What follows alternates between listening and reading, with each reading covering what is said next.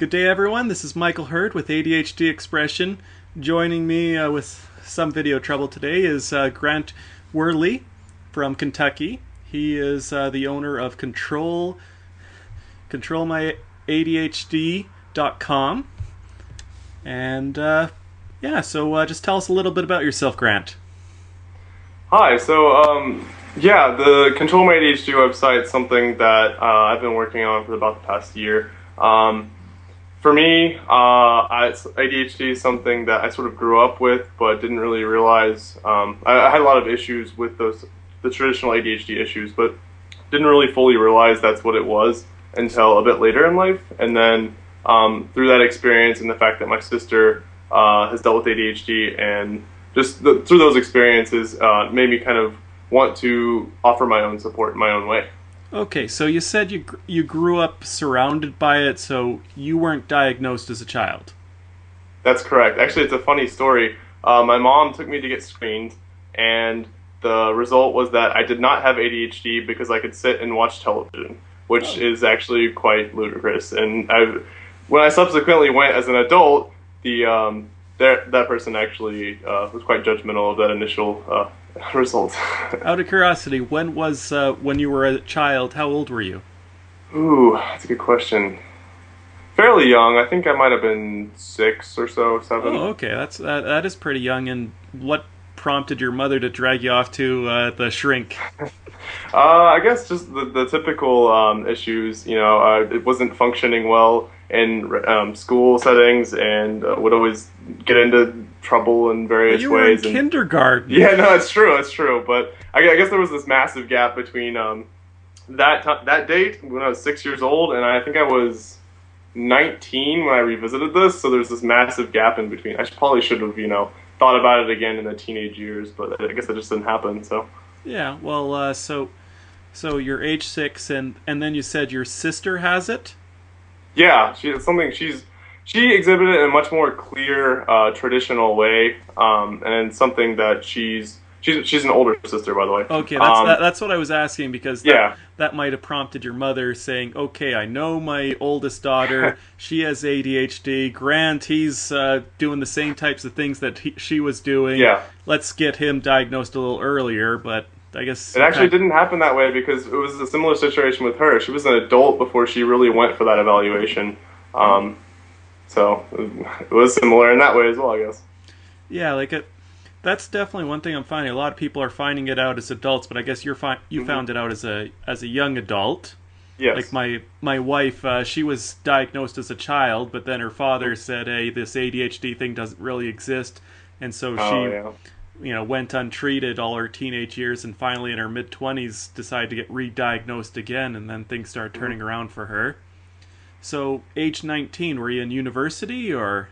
Yeah, that was what really prompted it, is that, actually, it was a light bulb moment. I had this specific set of problems that I was dealing with and trying to find coping mechanisms for, and I had some of them that I'd figured out, and then I started coming across information on ADHD, and it was the exact same set of problems and the exact same set of solutions, like beyond what I'd figured out. But I mean, the solutions that I had come up with, the coping mechanisms, just mirrored it perfectly. And then it clicked. My sister, because she's older, so she at that point had already been officially diagnosed, and we were always so similar, just growing up. And then it just kind of light bulb went off, and I was like, that other guy must have been wrong, and he was.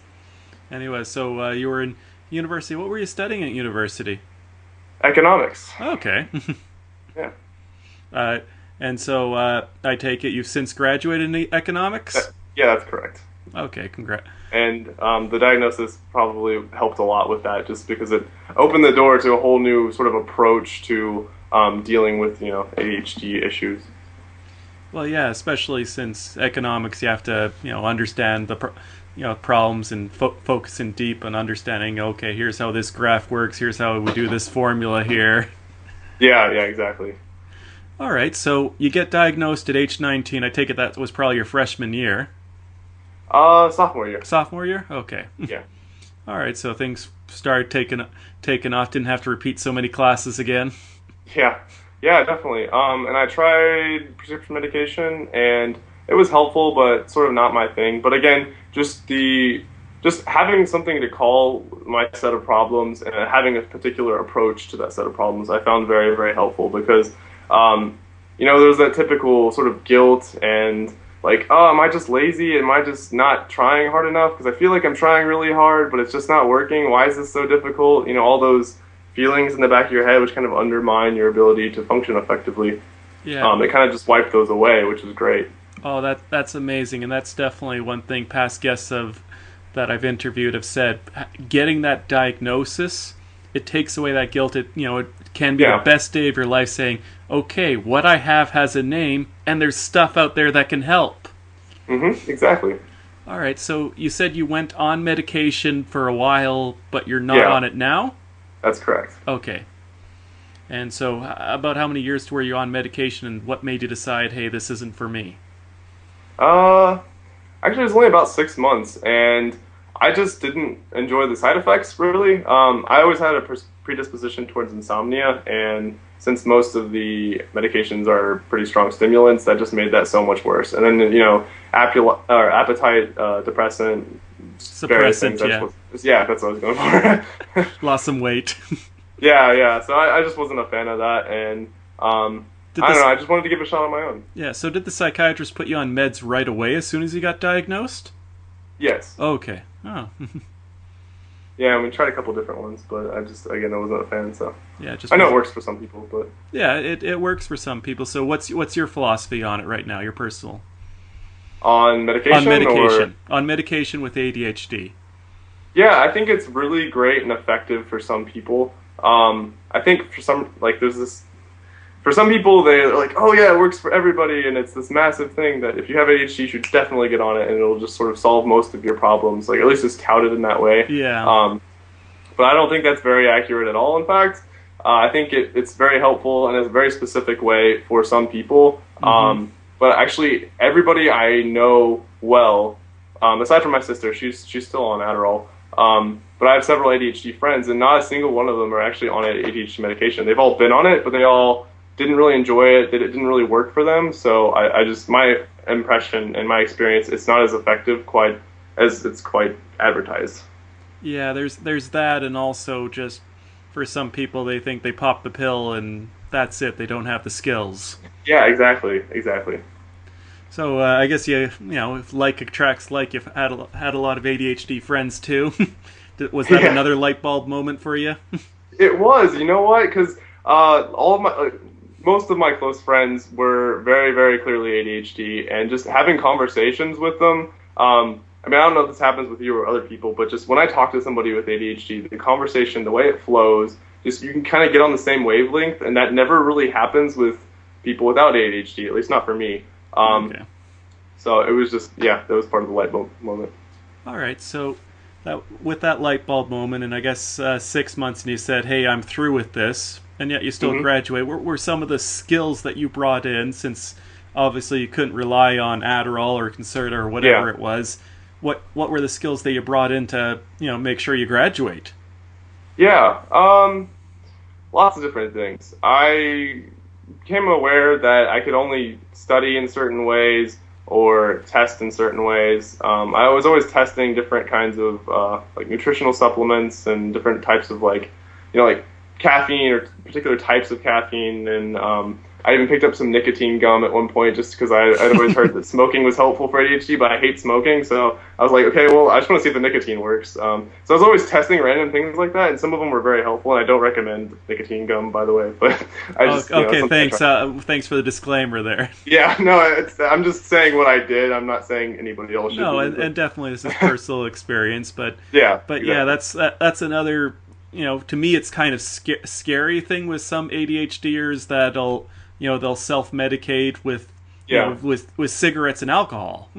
Yeah, exactly. And it can help you get the job done and relax you a ways, but there's definitely big drawbacks. Yeah, I knew that, and again, the diagnosis opened my eyes to those facts, and so I knew to particularly avoid those things, and so I tried to keep myself in check with that. But yeah, I again, some of my friends ran into issues with those exact same things. So. Mm-hmm. Okay, so how long ago did you graduated in economics? Out of curiosity, what university you went to? University of Kentucky. Okay. Yeah, I guess you guys didn't do too well at March Madness. No, we didn't. That's okay though. Win some, you lose some. Yeah. All right. So, so then, did you go into the workforce, or what's your story from there? Yeah, did a couple random things. Most recently, I worked for a nonprofit, and that was a pretty enjoyable experience. It was a way, and I was doing marketing for them. I'd go figure why I ended up doing marketing with an economics degree, but hey, it was fun. So yeah, you gotta understand that demand curve.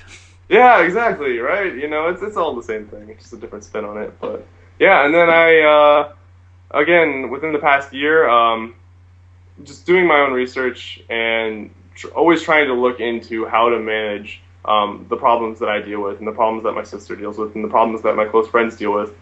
I realized that there's a lot of information out there. I just personally wasn't a fan of how it was spread, because there's tons of books out there on ADHD management.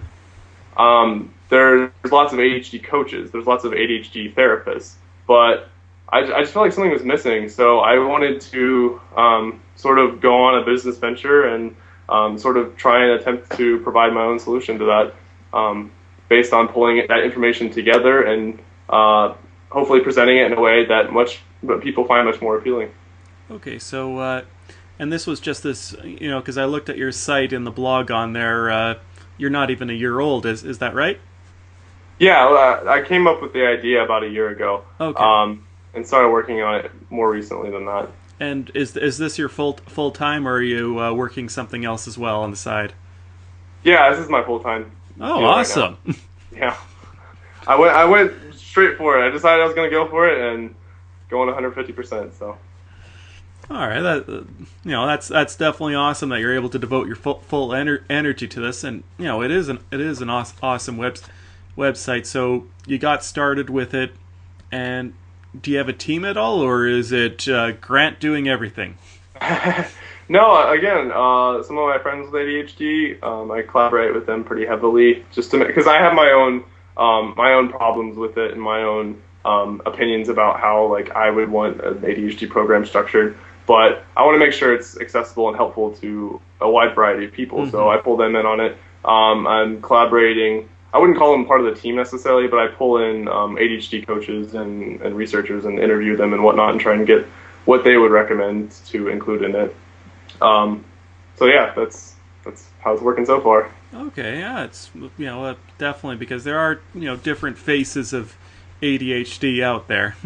Absolutely. All right, so you're going out there finding out what people need, and definitely it seems the format that you're preferring is obviously got a little bit of the blogging, but I guess the bread and butter and how you're paying the bills right now is that membership site with, I guess, is it, you say, weekly video lessons and stuff like that? Yeah, so if you sign up every week, you get a sort of training module on a new topic / common problem area for people with ADHD. Mm-hmm. And what's contained in that is a video which is pretty fast-paced, and I try to make it as interesting as possible, incorporating some animations and whatnot. And those are usually about 10 minutes, give or take, and then some more interactive parts following that. Might be some additional reading about some specific details of the video if you're interested, some kind of way to work through the information and try and apply it to your own life, and then that you get a new module like that every single week. Oh wow. Okay, so it's just basically a continuing course. So out of curiosity, what was the lesson last week? Well, the way it works is you sign up and it progresses in a certain order, so it's not like I continually send these out in real time. So I have them set up, and then you get them in a particular order based on when you signed up. Oh, okay. So definitely, it just helps, build you up from the beginning, and yeah, exactly. Okay, so is it? So I try to progress it in a particular order, so it's not just all over the place and in a totally random order. So yeah, so it's not totally ADHD. Yeah, exactly. It probably wouldn't help. So. All right, and then you follow up with these people based on whatever answers they have to the course questions that you send out and stuff like that. Yeah, and I'm always trying to interview the different people who are in the program and find out what their problems are and incorporate those in either further in following videos or in the lessons that are already present. Just trying to again make sure it addresses as many people's problems as possible because there are common areas, but everybody's got their own particular experience with those problems. Yeah, and so are you the one doing the animation too? No, I actually hire out people to complete the animation. I sort of script out what I generally want and then get somebody to create those for me. I'm not that skilled. I'm not that well, hey, good job on the delegating. Hey, that's important with ADHD. I no attention to detail. Yeah, so. I'm sure you got a few lessons on delegation in there too. No, I do. Yeah, that's a good call. So out of curiosity, about how many members do you have right now? About 100 at the moment. Okay. So. All right. So and that number's constantly fluctuating as people join and quit and come back and whatnot. So. Well, yeah, and you're just getting started, and you're definitely going to be a name to look out for. And frankly, you've got a great domain. Yeah, I actually thought long and hard about what that domain should be. So. All right, so let's see. Just as we get to wrapping up things, so what are some of the ways that people can get a hold of you, and who are generally the type of people who would work with Control My ADHD? In terms of joining the program? Yeah, in terms of joining the program, who's like your niche target type thing? It could really be anyone. The target's adults in general. Yeah. I don't get too specific because, again, the goal behind this entire website is to make information and sort of training for ADHD as accessible as possible. So I lack the ability to totally personalize the experience like you'd get with an ADHD coach, but the trade-off for that is I'm able to make it much more interesting and much cheaper than the ADHD coaching. But because of that, the target demographic is basically just anybody who has sort of control over the way their lives are run. Mm-hmm. A lot of the information is lifestyle changes. It's structuring your life in a certain way, your day in a certain way, eating and living in a particular way, in a way that'll really, really help your ADHD. So anybody basically over the age of 18 who's capable of doing that and has autonomy over their lives. Because if you're a teenager, it's you're in your parents' household, you don't really have the option to do that. But basically, anybody who's over 18 and has that control, then they're suitable for this program. And once again, I applaud you for actually doing this. This is one thing that my wife and I, when we go to the bookstore and see all the ADHD books Exactly. or go on the forums, it's all for kids. Yeah. And there's nothing that's adult oriented, like, hey, treat me like I have some smarts, but still find something that's entertaining and that's gonna. Yeah. And so definitely, absolutely. I applaud you. You're definitely filling a good niche out there. Thank you. I really appreciate that. I saw if I really needed support, I wouldn't have anywhere to go. I could go to a therapist, I could go to an ADHD coach, but what if I can't afford that? I could check out all these books on ADHD, but in reality, how much of that am I really going to get through? So I just wanted to try and reach as many people as possible. So, how much interaction do you have with your clients? I try to keep in touch with them, and each lesson is sent out sort of automatically, but I try and check in frequently to make sure it's going well for them. Again, if they have any particular issues or suggestions for future lessons. So I try and keep in touch as much as possible. At this point, how many lessons have you prepared so far? A couple months worth. All of the signups are fairly new, so I try and, like I said, I don't want to go too far out and have like a year's worth prepared and then not be able to change it over time. Yeah, put it on autopilot while you're off down in the Caribbean. Exactly. Yeah. I wouldn't want to do that because I'm still improving it as I go. I want to make sure it really helps as many people as possible, and I'll get feedback on how the first couple months go and continue improving it from there. All right. So definitely you're still starting out. So what's your vision for what Control My ADHD is going to look like in a year's time?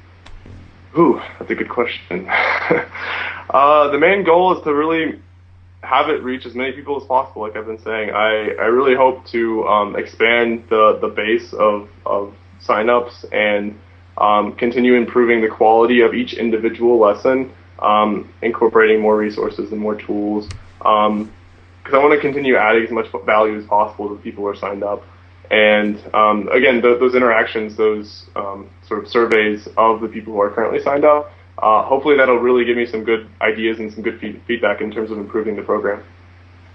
Well, definitely, I think you're on the right path. I saw a few of the videos that you put together, and definitely. So it's controlmyadhd.com. And do you have a Facebook page, Twitter handle, or anything like that you want to put up there? Yeah, it's all Control My ADHD. So facebook.com/controlmyadhd, twitter.com/controlmyadhd. Just type in Control My ADHD somewhere and you'll find it. You own it. Yeah, I should probably trademark that, actually. There you go. There you go. Okay, so this is Grant Weherley with controlmyadhd.com. It's, I guess, an online membership course program helping with little bits and tweaks that people can do to get control of their ADHD. And he's joining me from Kentucky. And this is Michael Hurt signing up with ADHD Expression.